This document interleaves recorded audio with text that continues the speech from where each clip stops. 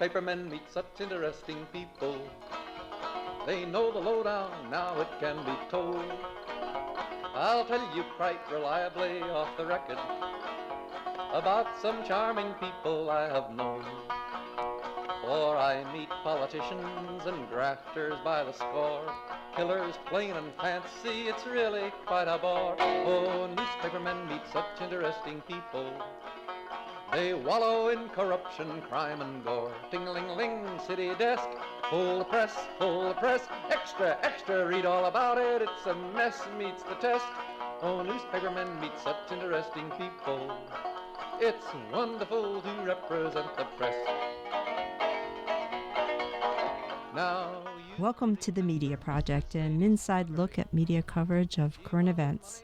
Hi, I'm Judy Patrick. I am not Rex Smith, but I'm the former editor of the Daily Gazette. Filling in for Rex today with us, Barb Lombardo, former editor of the Saratogian and now an adjunct professor at the University of Albany, as well as WAMC host and producer of this fine program, and UAlbany adjunct professor. You're all teaching the kids, aren't you? David Gastina, thank you all for being with us. Lucky you. You get me today from the bench. You know, as Rex does, I'm going to ask you all, what do you want to talk about, Barb? Boy, there's a lot, including the elections, which we should talk about today. But I'd also like to talk about the CBS interview, the 60 Minutes interview with Trump, and what this all means to the future of believability of news. Hey, and what's on your mind, Dave? Well, you know, we responded to a letter last week about the fact that why didn't journalists know more about the demolition of the East Wing of the White House? This week, I want to know why the White House is now restricting media access to the West Wing. All good topics.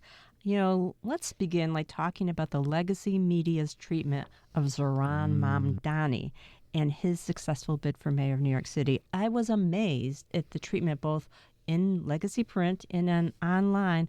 It kind of began for me when the New York Times, in its effort not to endorse in local races, again, a bad decision, but what they did was they essentially non-endorsed him before the June primary. And following up with that, there have been headline after headline that discuss his win as improbable, his candidacy always being very critical in a way that I'm surprised by. Hamilton Nolan in the Columbia Journalism Review made some really great points, and he talked about the stunning unity of the papers in their opposition to the possibility that Mamdani may represent something positive is indicative of what all these publications have in common. More than any other media outlet, great old papers like these represent the establishment. Being part of the political, social, and economic power structure define the nature of successful big city papers and their owners for generations. And as he makes the point, they're worried about that. I mean, did you think what they have been doing has been fair towards this new mayor of New York City? Well, I don't know about fair, but I will bring up an old name who created this program, Dr. Alan Chartock. And he used to say this all the time to Rex Smith, who would poo-poo it. But when you read the New York Times, you know that they are part of the establishment. And this kind of non-endorsement is what proves it. What I love is that our columnist here wrote, "It's easy to imagine the Journal, the Times, and the Post as three nervous suburbanites on a day trip to New York City, purses clutched tight to their sides, their hands grasping pepper spray as they descend into the threatening depths of the Times Square subway station." You know, that to me is so very accurate and wonderful, colorful metaphor for how these papers operate. They're afraid of change. They don't like change, and they push back at it. Yeah, they don't want to give up their power, which they are abdicating anyway by being out of touch with youth, the future, and other points of view. It was not surprising, but disappointing. You know, I was also disappointed in the CNN commentary on election night and the day after election, where they were very critical of Mamdani's speech, saying it went too far. He was too aggressive. He was not conciliatory enough. It was like, and it was almost a universal opinion. Wherever you went elsewhere, you heard different kinds of opinions, like this is strong, this is forceful, this is the kind of enthusiasm that the voters are craving. I mean, as opposed to what? The President of the United States, Elise Stefanik from New York, lying, basically misinformation, calling the guy a communist and a jihadist. Right. And I think the New York Times follow-up editorial was one where they outlined his to-do list, which included, they were going to score him. They've given him objectives to reach. That seemed a little condescending as well, but I'm sure their hearts were in the right place. Yeah, there were opportunities for the legacy media to explain to the public what a democratic socialist means. Yes. Instead, I feel like most of the coverage was just expressing fears about socialism and radical leftism and anti-Semitism, which I don't think fit into his narrative if you really looked at what he was saying and what he was doing. It's kind of crazy. Well, perhaps the most interesting thing to me about what happened here was that despite this establishment media and the way they approached this race, Zohran Mamdani understood the other part of the media ecosystem that we're having a hard time conquering as traditional media people. And that's social media and his accounts there and how he reached out to a huge coalition of young people and basically did a run around the traditional press and won. And do you remember the New York Times, as a for instance, treating Bernie Sanders, who was a Democratic socialist, the same way they're treating Mamdani when he was a candidate for president? Right. That didn't hit home with me. I didn't remember that as well either. They really do have to take a hard look at what they did in the past and how they're going to treat this administration going forward. Let's give them a chance and see what the establishment media does. It's their opportunity to show that they can look beyond their biases. I think it's also the opportunity for the legacy media to analyze the election results and report more broadly the results nationwide in other races, in the gubernatorial races, and other seats that went to Democrats and women. Yeah. So there were some groundbreaking elections, and are they just going to be focusing on the hand-wringing about Mamdani? The one thing that we have as responsibilities, too, and I think we all do this, is when there is a political race and we hear these victory speeches and the acceptance speeches, we're listening very carefully to what they're saying. So, for example, former Governor Andrew Cuomo, who has been hammering Mamdani throughout this election, leaning into a lot of what the Republicans were saying negatively about Mamdani, especially when it came to being anti-Semitic. And yet I have never heard him so gracious in my entire life when he gave his speech going against his own crowd, saying, no, do not bash him, do not boo. We're going to work together to make the city better. And I'm listening as a journalist going, what position is he trying to get? He just wants to be able to play in the sandbox. Right? I mean, isn't that part of what we should be doing? Right. Getting those clues? Right, and asking everyone the important questions that need to be asked before an election and after an election, and not just say, okay, it's over, let's move on. I think, for example, Chuck Schumer, I think people asked him, why didn't you endorse the Democratic candidate? And I think too many reporters just let him walk away from that question. Good point. So speaking of legacy media, let's talk a little bit about that 60 Minutes interview with Donald Trump by Norah O'Donnell. Did she do a good job? Did she hold his feet to the fire like they needed to be held? Barbara? I think all things considered with the constraints upon her, she did a pretty good job. And yet I think she fell short because there were too many opportunities to push back about what he was saying.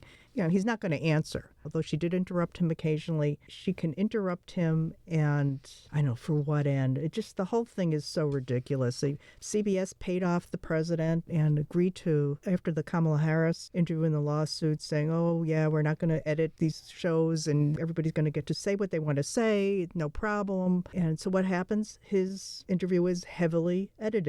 So the idiotic, inane non sequiturs, the ramblings get sane-washed to an extent. You know, CBS paid, what was it, $16 million to get the president off their back. For something all journalists do when they put stories together. Edit. They leave something on the editing room floor. And here they were editing heavily so that the president didn't seem like a total idiot. You know, this was the first since David Ellison's company took over CBS, and it also should be noted it was the first interview Trump has had with 60 Minutes since Barry Weiss was named editor-in-chief of CBS. One of the things I noticed is that in an interview like that, Norah O'Donnell is trying to hit too many subjects. That's why she doesn't do the deep dives. Why don't they just stick to immigration, for example? Why do we need to touch all the bases in 30 or 35 minutes? That seems... Because they don't know when he's going to come back. Yeah, I know, but they did make some news with some of the things he said. especially him doubling down on things. And not knowing the answers to some questions like the name of the person that he pardoned and what he did. I mean, not only didn't know the name, it was one of those never heard of him. I don't know. My kids are this and that. She did do a good job because she threw that in as an unexpected question, and he couldn't answer it, or his answer was frightening. I mean, you work in audio. I mean, it is hard to interview someone in a limited amount of time, especially when they have a new rule that, you can't edit me. What do you do then? Right. I mean, I think this is so unique because the last time there was a 60 Minutes interview with him, he got up and walked out of the room. That was with Leslie Stahl? That's right. And you have to believe that Nora O'Donnell had that in the back of her mind, where I'm not going to let everything go, but I want to keep him here long enough to get a bunch of these questions in while we have him.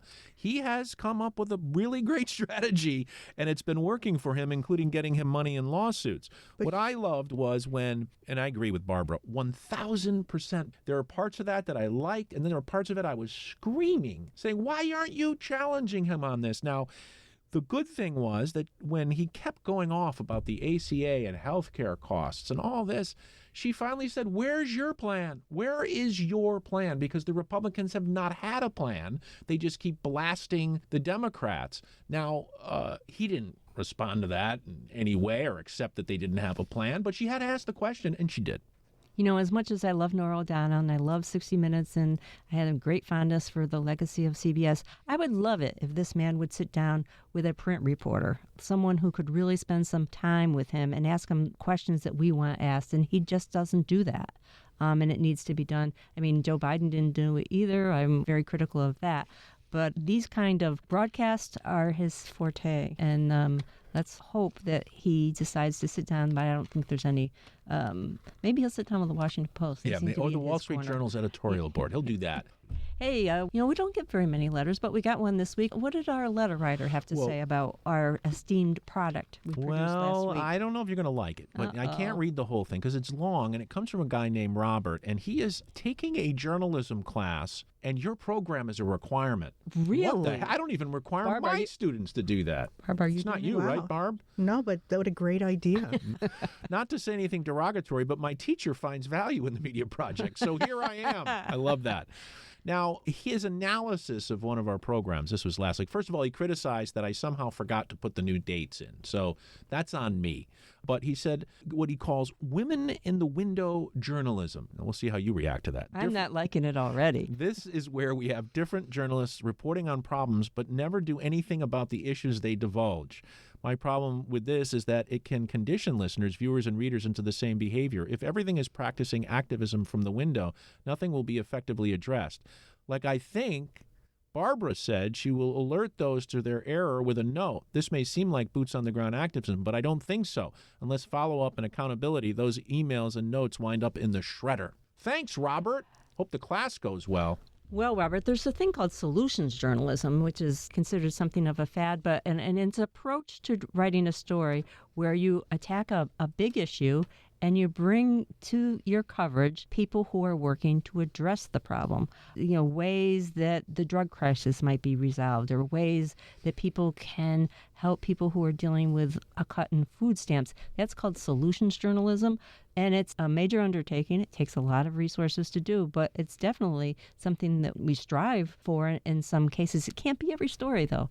We also can't solve anything here in a roundtable panel discussion each week on the Media Project. We can only point to the things that are happening in the media, try to offer what we think could be solutions, but what more can we really do? Can we do anything, Barb? Oh, boy. What can we do? I think that as citizens, we need to stay on top of our media outlets and let them know what we think. And I think using our own social media presence, our own friends, our voices to tell people what we think needs to be done and to hold media to account as best we can. As a reporter, I used to think that I was writing into a black hole and no one was responding or no action was being taken. But it sometimes does happen. Sometimes you can write a story that will result in new legislation or someone being helped or people coming to the rescue of someone in need. You can generate change but it doesn't happen all the time. And especially for journalists new to the enterprise, it can be disconcerting to write this major blockbuster and then nothing happens. By the way, Robert wrote from Auburn, New York. I want to also throw in, because you mentioned young journalists. We have a young journalist here who's just started as my producer, and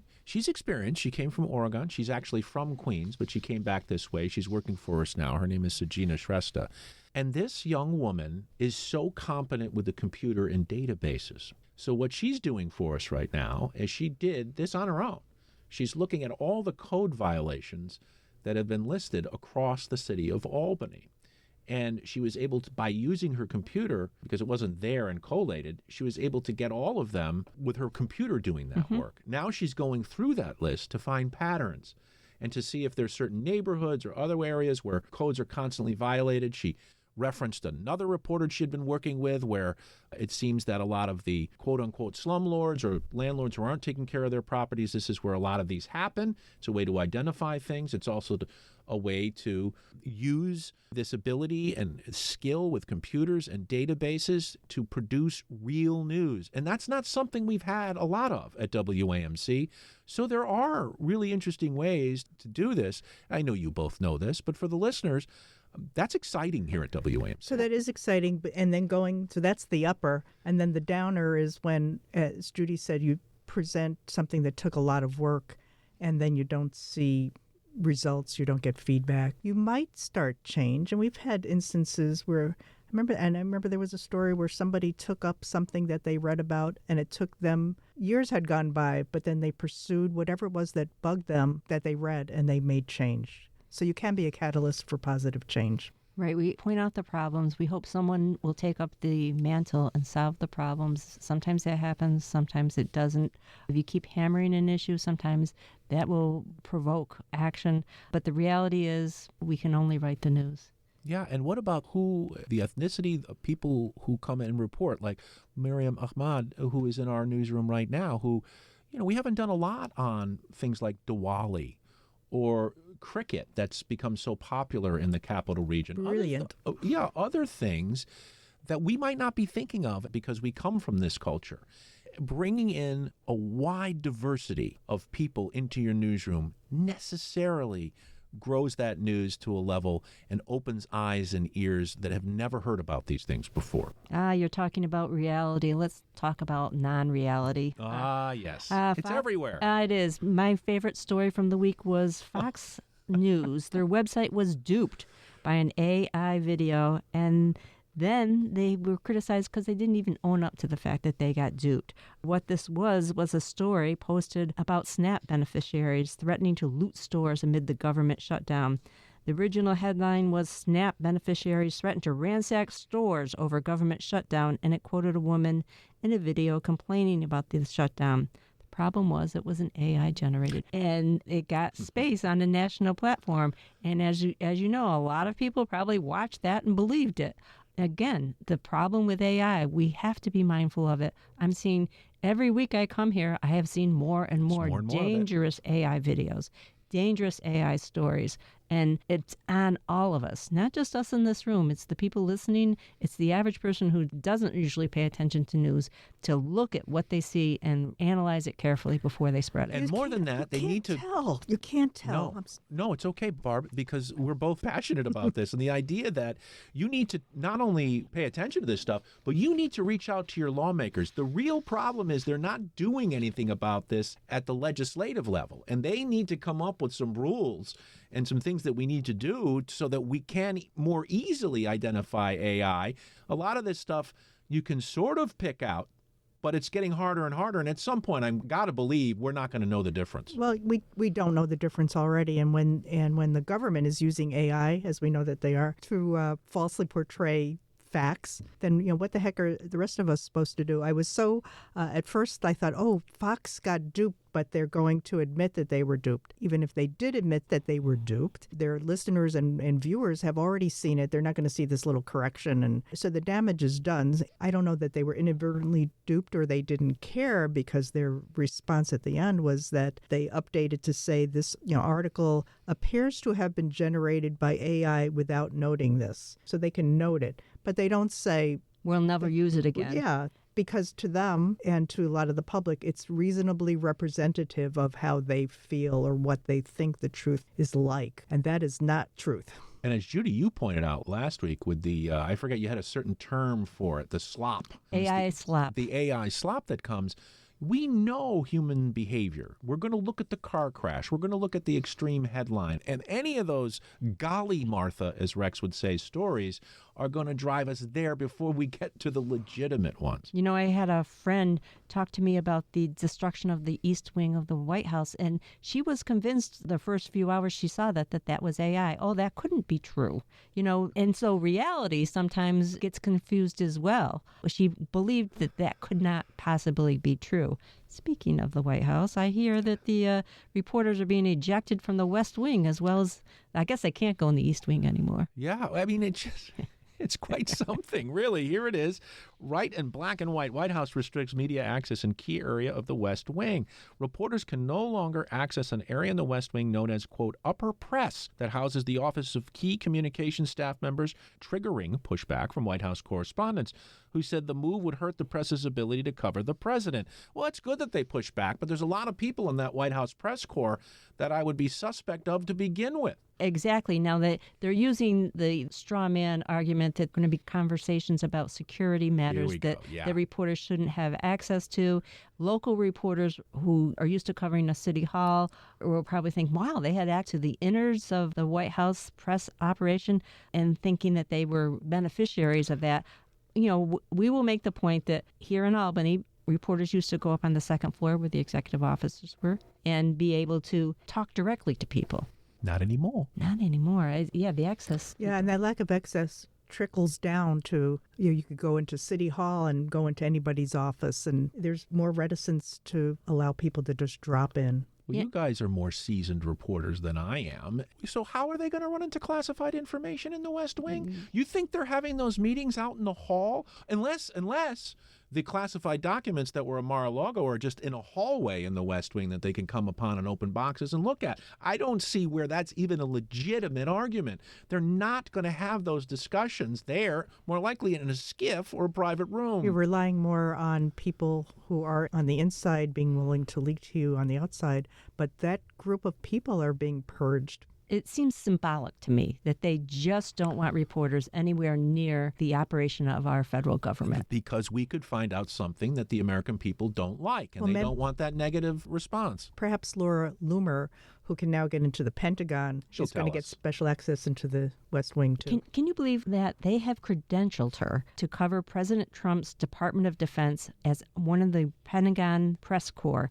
She's agreed to their strict new rules about what she can report and what she can't. She is not a reporter. She is an insider. She is not a reporter. It just further undermines the press operation in Washington, D.C. I mean, we all agree that really good reporters are still going to get good stories about the Pentagon, about the White House, but the day-to-day operation is just hamstrung by this. As the more legitimate press, like The Hill, NPR, the New York Times, and others, walk out on these rules. Even Fox walked out on that one. That's right. Laura Loomer can walk into Trump's office, apparently, and discuss who should go and who should stay.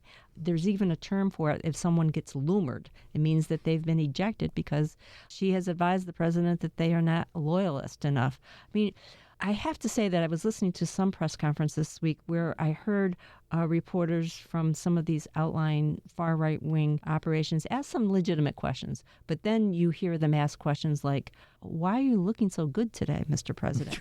Why don't people recognize that you really love the American people and are doing the best work anybody's ever done? Right. And so the fact that the Washington Press Corps remains under attack, further diminished, it just means that the people who run those news operations, the editors at the Washington Post, New York Times, the Wall Street Journal, at CBS, NBC, ABC, MSNBC, they need to do more to lobby this administration to restore the rightful press corps. I mean, who are we to say what's rightful and what's not? But clearly, the people who are in there now, the My Pillow people, are not real journalists. Well, then you got Caroline Leavitt standing up there as the press secretary. I saw chief's assistant. I saw her responding to the redistricting win for Democrats in California. And she's saying, there's fraud. We know there's fraud. And she was being pushed back on by reporters saying, well, how do you know that? It's just a fact, she said. It's just a fact. She would not explain that, nor will she, nor will even legitimate press get the true answer when it comes to questioning someone like that. And that's just something I think press hasn't been used to. Yeah, it brings us back to the issue we've talked about repeatedly. How do we deal with the constant flow of misinformation, disinformation, and outright lies from public officials, especially the Trump administration? Maybe we can solve that next week. Yeah, good luck with that. Maybe when Rex is back, he'll bring us some clarity on it. Well, we're out of time? Believe it or not, that is all the time we have this week. This show should be 10 minutes. Thanks to Barbara Lombardo and David Gastina. I'm Judy Patrick. Thanks to all of you for being here. Be sure to join us next week for another edition of The Media Project.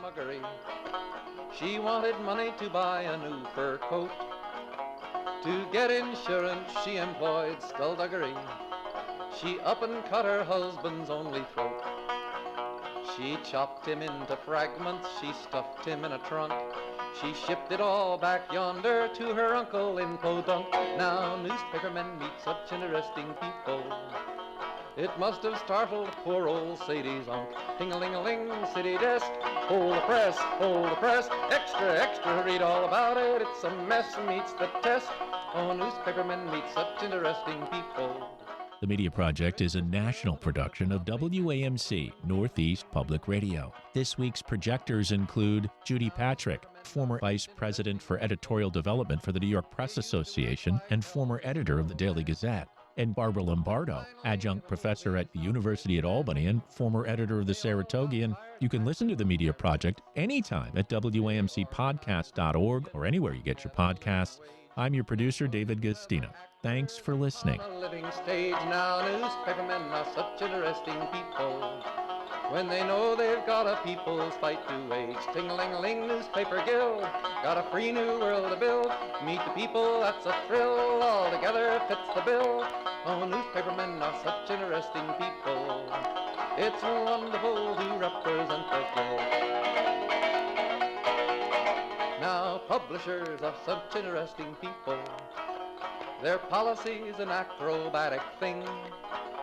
They claim to represent the common people. It's funny, Wall Street never has complained. But publishers have worries, for publishers must go to working folks for readers and to big shots for their dough. Now, publishers are such interesting people. It could be prostitution, I don't know. Ting-a-ling-a-ling, circulation, ting-a-ling-a-ling, advertising, get those readers, get that payoff. What a headache, what a mess. Oh, publishers are such interesting people. Let's give 3 cheers for freedom of the press.